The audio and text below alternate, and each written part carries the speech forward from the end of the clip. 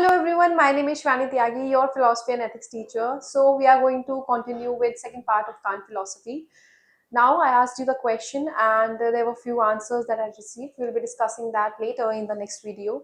But yes, I'm really glad that you guys actually, made sure that you are answering and taking part in the philosophy theory of Kant.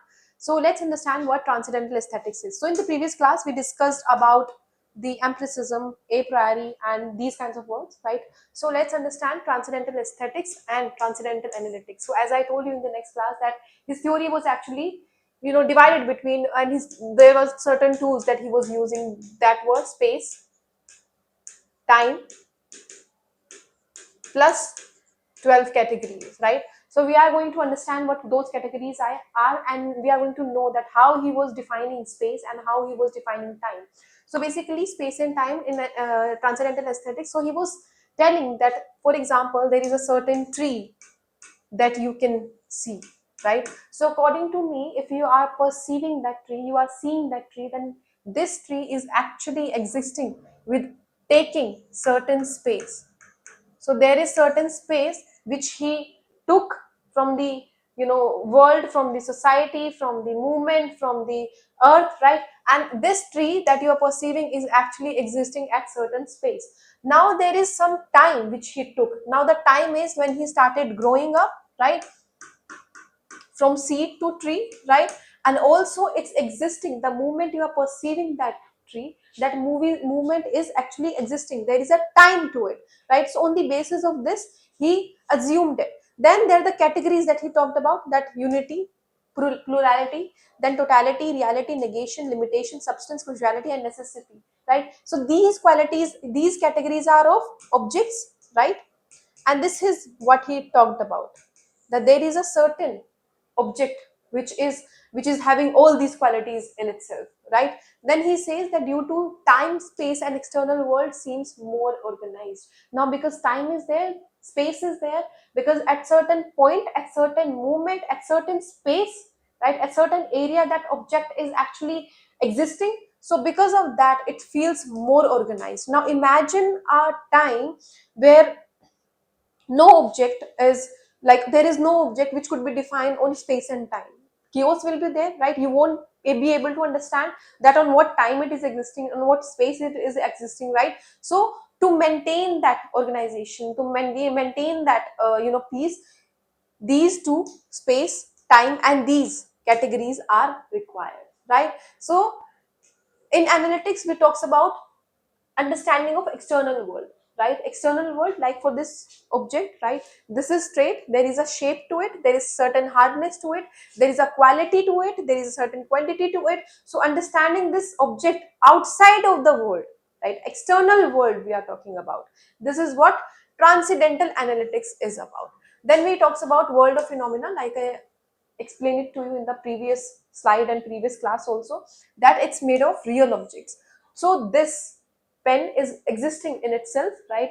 There is no theory of mind, there is no perception of mind, right? Even if I'll move out of this room, even if you'll stop seeing me, I'll exist in this world, right? If I'll stop seeing you, you are existing in the world. Right now I cannot see you, right?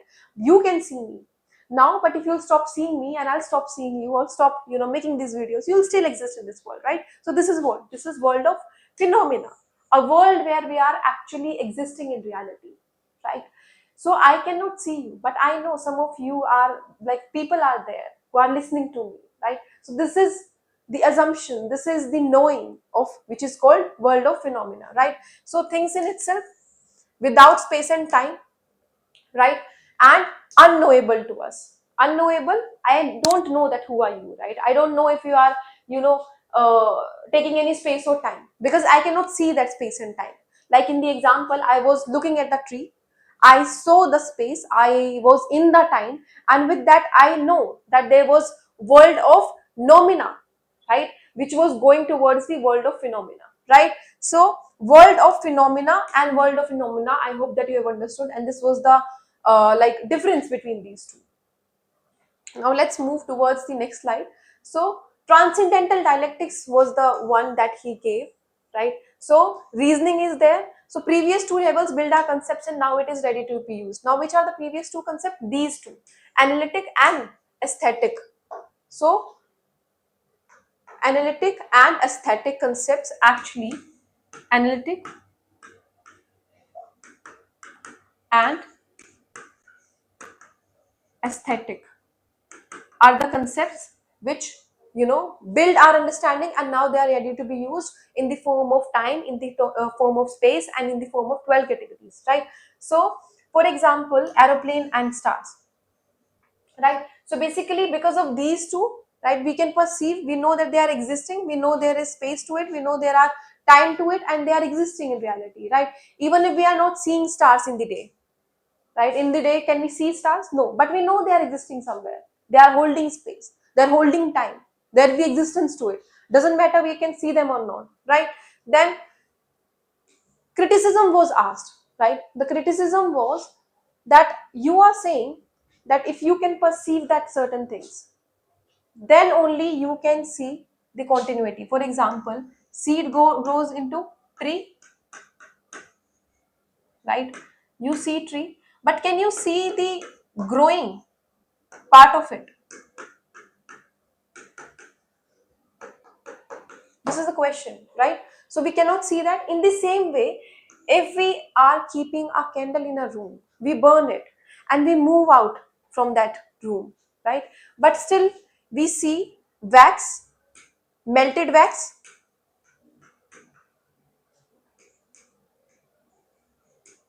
right? If that melted wax can be seen and we know that it actually burned, and the moment we move out of that room, that process was still going on. So how will you explain it a movement of time and space, right? So this was the criticism that he was given. So time is needed for cause and effect to happen, right? For example, seed and growth, right? It leads towards what? Trees, and there are fruits, right? So there is certain amount of growth that could be seen. Then he talks about veil of perceptions, right? So he says that we experience appearances, then how can we theorize reality, that is nomina, which is beyond our access. So this was asked that if we cannot perceive nomina, if we cannot know how the world is existing without us perceiving it, without us knowing it, and that object you are talking about, you are saying that the object is existing in itself only, then how can we know about it if it's existing in itself only? If we don't have anything to do about nomina, if phenomena has nothing to do about nomina, then how are we exactly understanding the concept of nomina? If nomina is far away us, is beyond to us, then how come you came with the word nomina? How did you know that object is existing in itself? The only thing we know is our perceptions to it, our knowledge of it, our knowing of it, our understanding of it. Then how did you came with the concept nomina? So this is veil of perception that he asked. So Kant theory raised many questions, and it actually, somewhere goes and diverted with the Hegel's theory also, as Hegel says that there are certain steps that we need in the society to change, right? Kant also says that the perception is required, the veil of perception that was given as a criticizer. So these are the theories that comes up in Kant's theory, and in the PYQ this could be seen. It could be seen that there are certain comparable answers that were asked for the Kant's theory, like Kant was seen with Hegel, Kant was seen with Husserl, and Kant was seen with Hume also, and there were like comparison of Locke and Berkeley also. Locke and Berkeley are the philosophers which are compared a lot, but when it came to Kant, this question paper, this 2025 paper was actually surprising for us, because Kant mostly and mainly was like the center part of the question paper. So make sure that whenever you are reading Kant, you are actually summarizing all of the pointers, and make sure, I say this to my students also in my class, that whenever you are writing the answer, make sure that you are putting the timer next to you. Understand in which question you are taking time less and which question you are taking time more. So this will help you to analyze that which concept you have to approve and prove more, and this will help you to not only maintain speed, this will help you to improve your concepts more also. So make sure that you are always putting timer next to you, because it will help you to analyze the answers. Okay, so synthetic a priori judgment. Now we'll go, we understood what his basic theory was, we had the base, like We have the idea of phenomena, nomina. Now we will understand slide by slide each and every concept, each and every keyword that has been asked in the Kant theory, and that has been asked in the question paper also. And this is how I take my classes. I explain each and every keyword so that even those people who don't have academic background of philosophy, and I said this before also, philosophy has nothing to do with academic background, but still, if you think that philosophy is vast and have very huge keywords to understand, so then these sliders is for you so that you can understand it. So let's understand today what synthetic a priori judgment is. So synthetic is judgments that are universal, necessary and informative, right? A priori is which is known before, right? So you don't have to prove them. They are logical, they are factual, and they cannot be doubted.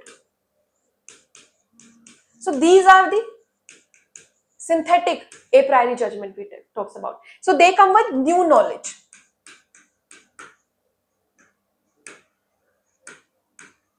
right? So for example, 7 plus 5, we have the idea of 7, we have the idea of 4, right? But this plus is going to give us what? New knowledge. And now what is the new knowledge? That 7 plus 5 is equals to 12, right? So this is a new knowledge to me. So I had the idea of 7, I had the idea of 4, but combining them together will give me 12. I had no idea to this, right? So this gave to us what? 12. Now can we doubt this? This is factual, this is truth, this is based on reasoning, this could not be doubted, and this is universally accepted, right? So this is what synthetic a priori judgment is. Importance basis of mathematics, natural science and metaphysics, and this is what he wanted to make philosophy, right? He wanted philosophy to be rigorous, he wanted philosophy to be truthful, he wanted philosophy to be accepted by universal, and he wanted to combine philosophy all together so that the reasoning could be there, the truth could be there, and it could not be doubted. So this is what synthetic a priori judgment is. So I'll be coming with more of Kant's philosophy. So if you liked it, then we'll be discussing more of these keywords, we'll be understanding more of his philosophies, and this is how I'll explain to you.